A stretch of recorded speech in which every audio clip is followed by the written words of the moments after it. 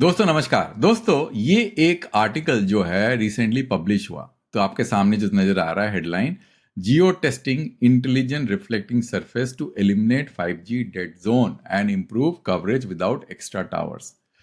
ये समझेंगे ये क्या चीज है, क्योंकि वो कह रहे हैं कि इंडोर कवरेज भी इंप्रूव हो जाएगा, टावर्स की भी जरूरत नहीं पड़ेगी। तो ऐसा क्या होने वाला है कि इतना बड़ा जो है उनको कामयाबी मिलने वाली है। दोस्तों इसमें वीडियो मैं इसलिए भी बना रहा हूं क्योंकि मेरे दो दो श्रोता हैं और दर्शक हैं, उन्होंने ये क्वेश्चन मेरे से पूछा था। आप वीडियो को पॉज करके देख सकते हैं, है ना। तो दोस्तों इसी मुद्दे में डिस्कस करेंगे कि ऐसा होता क्यों है और नॉर्मली जो है इसको करने के लिए क्या करना पड़ेगा। तो मैंने ऑलरेडी एक प्रेजेंटेशन बनाया है जिसमें मैंने कहा है कि smart reflecting surface for 5G, और मैंने यहाँ पे मेंशन किया मिलीमीटर वेव। मिलीमीटर वेव क्यों? 700 क्यों नहीं, 800 क्यों नहीं, 900 क्यों नहीं, 3 GHz बैंड क्यों नहीं? यही हम समझेंगे। ये मिलीमीटर वेव के बारे में इतना फोकस क्यों है और इंडियाज रियलिटी के बारे में समझेंगे और एनालाइज करेंगे जियो का trial, millimetre wave physics and the practicality of IRS deployment in India. क्या वाकई इससे कुछ फायदा होगा और ये सिर्फ जो है बहुत ही ज्यादा मतलब वी कैन से बहुत ही हाइपोथेटिकल सिचुएशन है, इससे प्रैक्टिकल बेनिफिट नहीं होगा। ये सब चीज समझेंगे। तो दोस्तों पहला तो हम ये समझने की कोशिश करते हैं कि मिलीमीटर वेव, इसलिए हायर फ्रीक्वेंसी की बात करिए। हायर फ्रीक्वेंसी जब वो ट्रैवल करता है, दोस्तों आपके सामने मैं दिखाता हूं एरो के थ्रू, ये बेस स्टेशन है। जब ये हायर फ्रीक्वेंसी ट्रैवल करता है और आपके सामने कोई ऑब्स्ट्रक्शन, ये देखिए ब्लॉक्ड पाथ, तो क्या होगा कि सिग्नल पहले तो ये ब्लॉक हो जाएगा, यहां तक पहुंचेगा ही नहीं, या पहुंचेगा भी तो बहुत वीक पहुंचेगा। तो इसलिए जब आप ये फोन यूज कर रहे हैं यहां पे, तो आपको क्या होगा कि आपको कवरेज नहीं मिलेगा, क्योंकि हाई फ्रीक्वेंसी सिग्नल जो है कर्व को बेंड नहीं करता, दे डोंट बेंड कर्व्स। जैसे क्या होगा कि अगर हाई फ्रीक्वेंसी नहीं होता तो ये जो ब्लॉक्ड पाथ आपको नजर आ रहा है, इसको जो है बेंड होके सिग्नल ऐसे पहुंच जाता। आपने साउंड के बारे में सुना होगा, आप जब चिल्ला रहे हैं, आपका दरवाजा बंद भी है तब भी बाहर वाले को साउंड क्यों सुनाई देता है? बेंड हो जाता है, आपका कॉर्नर बेंड्स हो जाते हैं। और ये कॉर्नर क्यों बेंड होते हैं? क्योंकि जब वेवलेंथ रेडियो फ्रीक्वेंसी की ज्यादा होती है तो आपका सिग्नल ब्लॉक नहीं होता, वो सिग्नल ऐसे होके कॉर्नर बेंड करके यहां पहुंच जाता है।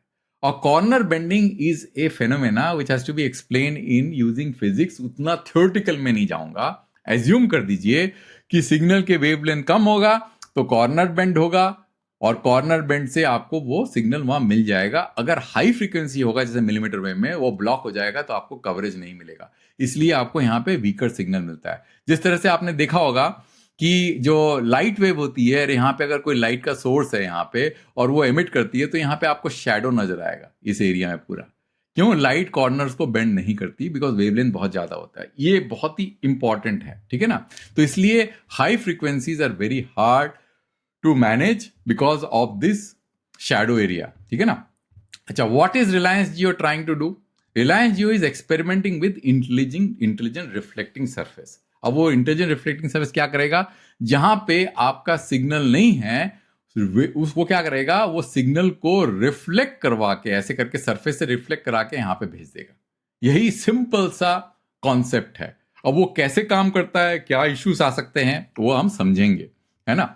तो ये होता है आपका सिंपल कि जियो जो है they will use the reflecting surface to provide coverage in area जहां पे कवरेज नहीं है। तो इससे क्या होगा, सिग्नल स्ट्रेंथ बढ़ेगा, तो टावर्स नहीं लगाने पड़ेंगे, सिर्फ एक दो रिफ्लेक्टिंग सरफेस ही लगाने पड़ेंगे। अच्छा, और मुद्दा ये है दोस्तों, ये काम अच्छे से करेगा मिलीमीटर वेव में, हाई फ्रीक्वेंसी बैंड में। क्यों?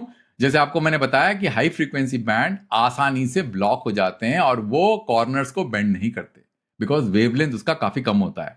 और अगर लो फ्रीक्वेंसी बैंड है, वो आसानी से कॉर्नर ब्लॉक बेंड करके आपका कवरेज दे देंगे, उसको रिफ्लेक्टिंग सर्किट की जरूरत नहीं है। अच्छा, कॉन्सेप्ट जो है बिहाइंड IRS है क्या? IRS are reconfigurable intelligent surface like smart mirror. आपको मिरर तो पता ही होगा। जैसे मान लीजिए ये आपका मिरर का सरफेस है, और एक मिनट में जरा इसको पॉज कर देता हूं तो आसानी से समझ में आएगा। तो ये मिरर का सरफेस है। अब इस मिरर के सरफेस में मान लीजिए मैं कलर चेंज कर देता हूं, लाइट जो है यहां पे गिर रही है।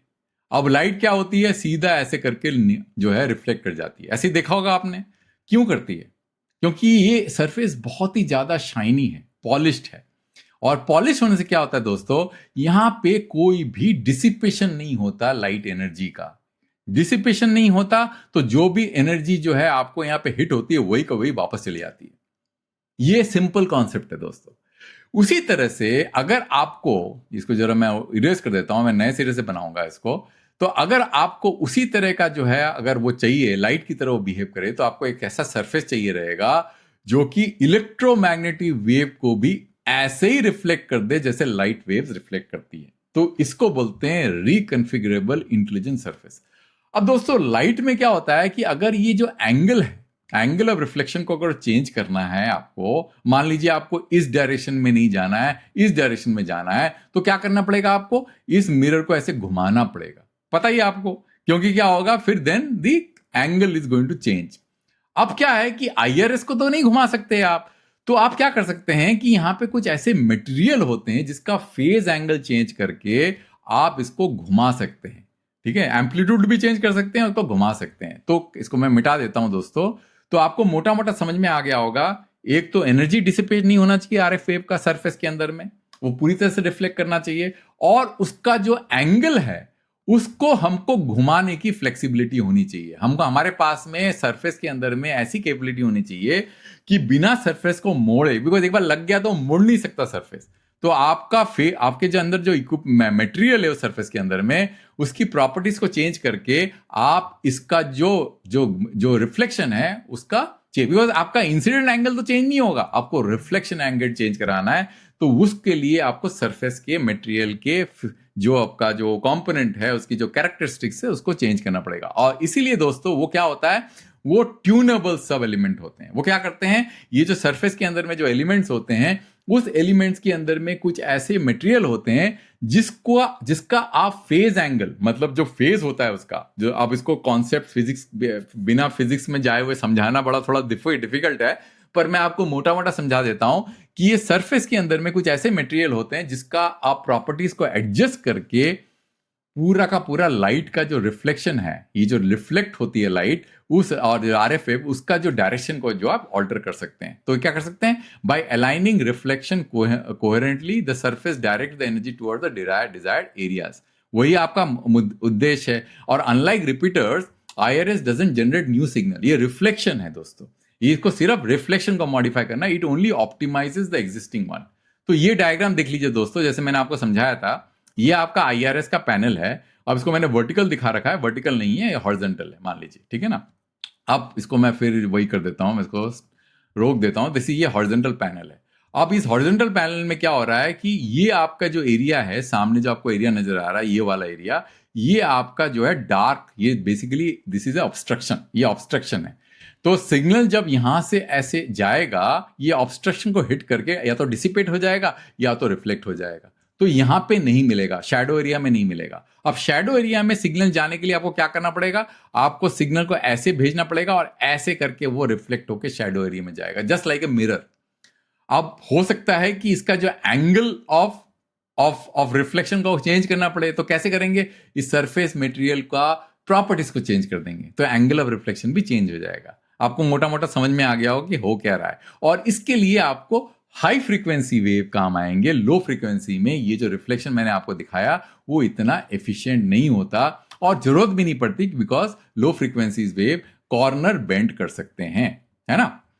Why it works in millimetre wave and high frequency band, मैंने आपको समझाया ये कि हाई फ्रीक्वेंसी बैंड बहुत ज्यादा हाई फ्रीक्वेंसी में होते हैं और स्ट्रेट लाइन में जाते हैं और कॉर्नर को बेंड नहीं कर पाते, और they face high attenuation and poor propagation through walls. An IRS panel create a virtual line of sight by steering the reflected beam electronically steer कर देता है वो। Hence IRS can significantly improve millimeter wave coverage in indoors and in dense area, ठीक है ना।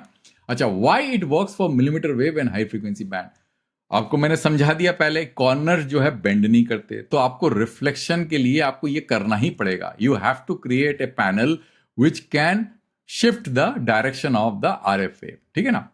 Why it is not relevant for low frequency band. अब low frequency band में दोस्तों क्या होता है कि it naturally bends and diffracts around the obstacle, जैसे मैंने आपको बताया। They penetrate walls and fill coverage gap without engineering reflection, because reflection करवाना, यहाँ पे पैनल लगाना बहुत ही कम्बरसम है। अब तभी लगाएंगे जब आपको कॉर्नर बेंड्स नहीं होते, वेवलेंथ आपका बहुत छोटा है। है ना। At this frequency IRS at minimal improvement, कोई फायदा नहीं लगाने का, जबकि आपकी जरूरत ही नहीं है, कॉर्नर बेंड्स अपने आप हो जाता है लो फ्रीक्वेंसी में, कवरेज ज्यादा होता है, पेनिट्रेशन ज्यादा होता है, wall penetration. This IRS value is limited to only high frequency, मतलब IRS का रिलायंस का जो कहानी है वो सिर्फ मिलीमीटर वेव, मेरे हिसाब से 6 gigahertz and above and millimetre wave सबसे ज्यादा रिलेवेंट उसका मिलीमीटर वेव है।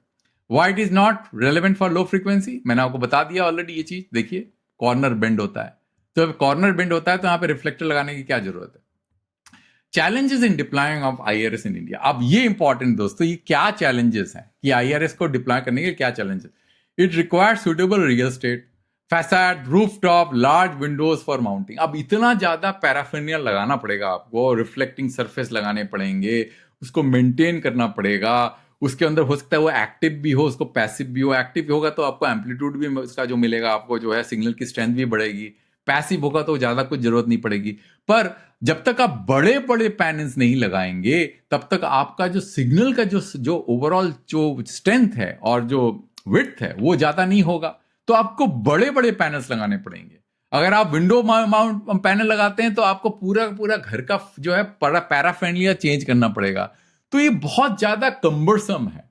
मतलब ये सिर्फ प्रीमियम घरों के लिए है। या तो आप जो है सड़क के ऊपर में एक पैनल लगा दीजिए, अभी यहां नहीं कवरेज मिल रहा, पर पैनल का सबकी साइज कितना बड़ा होना चाहिए। क्यों बड़ा होना चाहिए? क्योंकि आप देखिए बेस स्टेशन कितनी दूर है और ये जो बीम जो है वो बिल्कुल नैरो बीम है। देखिए देखिए यहां पे जो बीम होगी, ये जैसे ये बीम होगी यहां पे जो जाएगी, ये कितनी नैरो बीम होगी। अब यहां पे जाते जाते बीम का विड्थ भी बढ़ जाएगा। तो अगर ये IRS पैनल ज्यादा बड़ा नहीं होगा तो कितना रिफ्लेक्शन मिलेगा आपको, क्योंकि इसका तो ये जो बीम होगी, ये जो बीम होगा, ये इसका बीम का तो कोई विड्थ होगा ना। जितना ज्यादा आप दूर जाएंगे उतना बीम जो है ब्रॉडन होता जाएगा। तो इसलिए ये एक पैनल का साइज भी बड़ा होना चाहिए। इसलिए सब डिप्लॉय करने के लिए बहुत बड़ा इंफ्रास्ट्रक्चर की जरूरत पड़ेगी आपको, है कि नहीं। अच्छा अच्छा, दूसरी बात ये है कि कॉम्प्लेक्स परमिशन चाहिए, वायरिंग चाहिए, मेंटेनेंस चाहिए, dust and heat, humidity, reflective performance over time, cost benefit remains questionable given the complexity. अब टेक्निकल इकोनॉमिक लिमिटेशन क्या है? अब ये टू पाथ हॉप है, base station, IRS and user, reduce efficiency unless alignment is perfect. अब वहीं पे अगर कवरेज होल है तो वहीं पे जाना है आपको, और कहीं नहीं मिलेगा। फिर आपको जो है ट्यून करना पड़ेगा उसको प्रॉपर। एक बार ट्यून इलेक्ट्रॉनिकली, या तो इलेक्ट्रॉनिक ट्यून करे वो एक्टिव हो जाएगा, नहीं तो पैसिवली रखना पड़ेगा उसको, या तो उसका ओरिएंटेशन चेंज करना पड़ेगा। Precise geometry essential, both transmitter and user must fall in the reflection zone. Integration with 5G network control system at complexity of mass deployment is difficult due to cost and siting operational challenges. अब एक और मुद्दा है दोस्तों, बहुत ही interesting है। आपको पता होगा कि 26 गीगाहर्ट्ज बैंड में रिलायंस जियो LBR की बात कर रहा है, वो वाईफाई डिप्लॉय करने की बात कर रहा है, IMT की बात नहीं कर रहा। अब IMT के अंदर में बेस स्टेशन से जो बीम्स होती हैं वो बहुत नैरोली कन्फिगर्ड होती हैं, क्योंकि जब तक आप 26 गीगाहर्ट्ज बैंड में आपका बीम का जो गेन है वो 20 dBi के ऊपर नहीं करेंगे तो वो दूर तक जाएगा ही नहीं। आपका बीम बहुत पॉइंटेड होना चाहिए।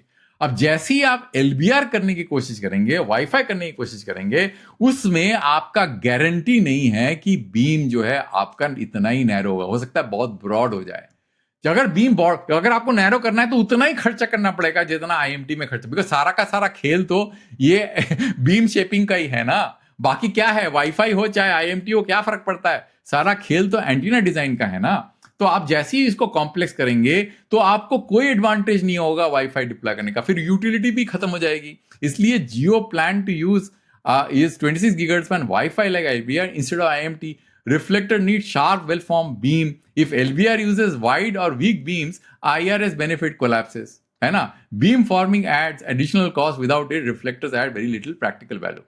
इसीलिए दोस्तों मेरा मानना यह है कि ये बहुत ही प्रीमियम सर्विसेज के लिए, अगर या तो आप मिलीमीटर वेव बहुत एक्सटेंसिवली यूज करें, वो तो वैसे भी कुछ ने डिप्लॉय नहीं किया, और आने वाले टाइम में डिप्लॉय होने के चांसेस भी बहुत कम है। मेरे हिसाब से ये जो IRS है, क्योंकि ये 3.5 में नहीं इस्तेमाल होगा, 700 में नहीं इस्तेमाल होगा, सिर्फ मिलीमीटर वेव या 6G में 7 गीगाहर्ट्ज, 8 गीगाहर्ट्ज, 9 के वहां पे इस्तेमाल होगा।